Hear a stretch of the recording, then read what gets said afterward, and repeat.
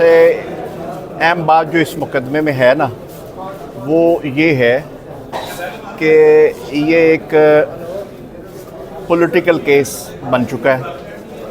اور اس کے اندر ہوا یہ ہے بنیادی طور پہ کہ 2 جانوں کا نقصان ہوا ہے، ان کا جنازہ پہلے اٹھا ہے اور اب جو ہے وہ قانون کا جنازہ اٹھ رہا ہے۔ عدالت نے اس دن حکم کیا تھا کہ 3 انسٹرکشنز دی تھیں کہ ایک تو آپ یہ بتائیں کہ یہ 322 ہے یا 316 ہے، مطلب یہ ان انٹینشنل ایکٹ کے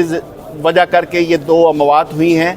یا پھر کسی کے عمل کی وجہ کر کے انٹینشنل مطلب ہے 316 میں ہوئی ہیں، کیونکہ پولیس نے انتہائی نالائکی کا مظاہرہ کرتے ہوئے اس میں 316 بھی ایڈ کر دی تھی۔ اور اس دن ہم خاموش اس لیے رہے کہ کہیں مدعی حضرات جو ہیں ان کی دل آزاری نہ ہو، چلو ہم تعاون کر رہے ہیں کیونکہ ہمارے سائلان جو ہیں وہ خدا ترسی میں اور انسانی ہمدردی میں اپنا جو ڈیوٹی ہے وہ ٹوٹل پرفارم کر چکے ہیں کہ میڈم سی ایم کے حکم کے اوپر ان کو اریسٹ کیا گیا، جبکہ ان نے ایک کا حکم دیا، 2 بھائی جو ہے نا وہ پیش ہو گئے، جن میں سے سلمان صاحب تو بالکل ہی بے گناہ ہیں اور عثمان صاحب سی ای او کے ہونے کے ناطے کسی قسم کا ان کا بیچ میں عمل دخل نہیں ہے کہ ان کو بھی اریسٹ کیا جاتا، مگر وہ ان کے حکم کے مطابق خود پیش ہو گئے والنٹریلی، رضا کارانہ طور پہ، ٹھیک ہے، اور ان نے 1 کروڑ روپے کا چیک بھی دے دیا کہ میڈم نے جو حکم کیا ہے وہ کمپنسیشن کے طور پہ آپ ان مدعی کو یا ان ورثاء کو دے دیں۔ اس سے اچھا عمل کسی انسان کی ہسٹری کے اندر نہیں،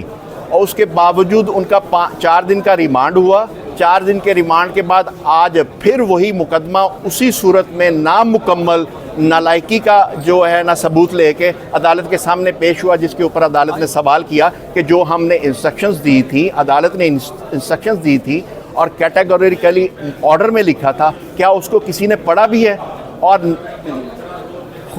جس کو ہم کہتے ہیں نا بہت ہی افسوس والی بات وہ یہ ہے کہ اس آرڈر کو کسی نے پڑھا ہی نہیں تھا کہ عدالت نے اس دن حکم کیا کیا ہے۔ عدالت نے 3 باتیں جو کی تھی، تینوں کا جواب نہیں تھا۔ آج ہم نے عدالت سے یہ ریکویسٹ کی ہے کہ یہ جو افسوسناک واقعہ ہوا ہے اس کے اوپر ہمیں افسوس ہے، ملزمان کو بھی افسوس ہے، کمپنی کو بھی افسوس ہے، سب کو افسوس ہے، پورے ملک کو افسوس ہے، مگر وہ جو 2 جنازے اٹھے ہیں ان کا افسوس ابھی باقی ہے کہ یہ جو ہے قانون کا جنازہ اٹھنا شروع ہو گیا ہے۔ ہم نے کہا ہے کہ سلمان صاحب کو ڈسچارج فرمایا جائے،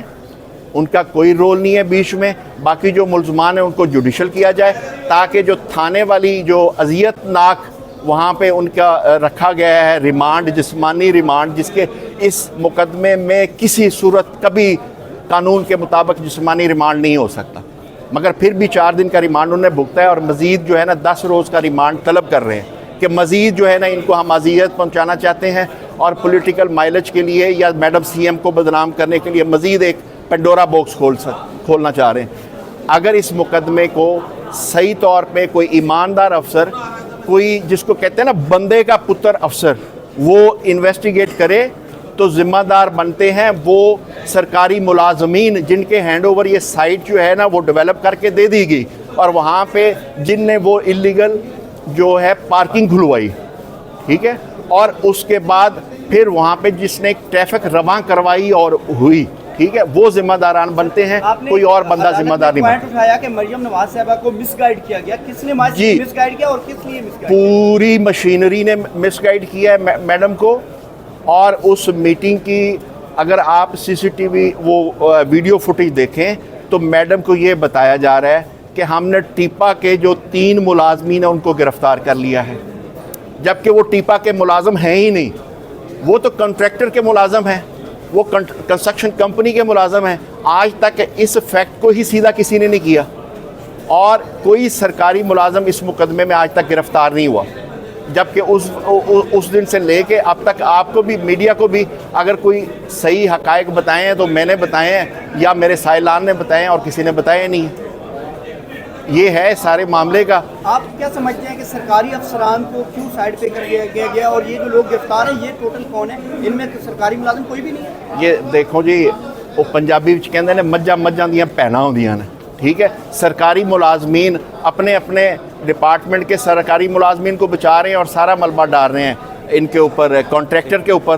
مگر پھر بھی میں یہ کہوں گا کہ جس طرح کا یہ افسوسناک واقعہ ہے, جس طرح اس کے اندر پبلک کا انٹرسٹ ہے اور جس طرح کا رول ایک انسان کا ہونا چاہیے, ان کانٹریکٹرز نے وہ پورا کر دیا ہے. وہ اور بھی کوئی کسی قسم کا ان کے ذمہ پڑتا ہے وہ دینے کے لیے تیار ہیں, مگر اس ذلت سے تو بچائیں نا, اس لا قانونیت سے اور غیر قانونی ایکٹ سے تو بچائیں. ایک اگر فرض کیا کہ غفلت ہوئی ہے یا غافلانہ کسی فیل کی وجہ کر کے یہ عمل ہو گیا, اس کے بعد لا قانونیت تو نہیں ہونی چاہیے نا, اس کو قانون کے مطابق ڈیل کیا جانا چاہیے, جو مروجہ قوانین ہیں اس کے مطابق ڈیل کیا جانا چاہیے. یہ نہیں ہے کہ اس کے اندر میڈم سی ایم صاحب کے منہ سے کوئی بات نکل گئی ہے اور وہ بھی کسی غلط فہمی کی بنیاد پہ اور غلط بریفنگ کی بنیاد کے اوپر, تو ان بندوں کو حلال کر دیا جائے یا ان کو قتل کر دیا جائے یا ان کو 302 میں. یہ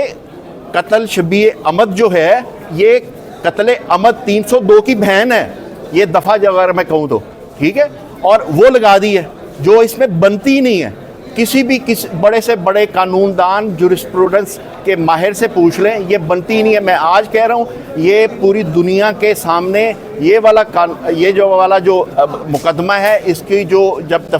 ہوگی نا انویسٹیگیشن اور اس کے اوپر ڈاکومنٹریز بنے گی, تو پاکستان کے قانون کے اوپر ایک بہت بڑا کالا دھبا نظر آئے گا. یہ سر آپ کے سوال سوال ہے کہ آپ نے ایک آرگو کیا کورٹ میں کہ 316 اس مقدمے میں اسی لیے ایڈ کی گئی کہ کیونکہ ملزمان کو بلیک میل کیا جا سکے. بالکل بلیک میلی کا ایلیمنٹ یہ ہے کہ یہ کانٹریکٹر ہیں, یہ پیسے والے بندے ہیں, ان کا ایک لمحے کے لیے بھی کہیں پابند کیا جانا یا قید کیا جانا یا گرفتار کیا جانا یہ برداشت نہیں کر سکیں گے. یہ اور بھی پیسے نکالیں گے, محکموں کا بھی مطلب ہے پیٹ بھریں گے, اور میں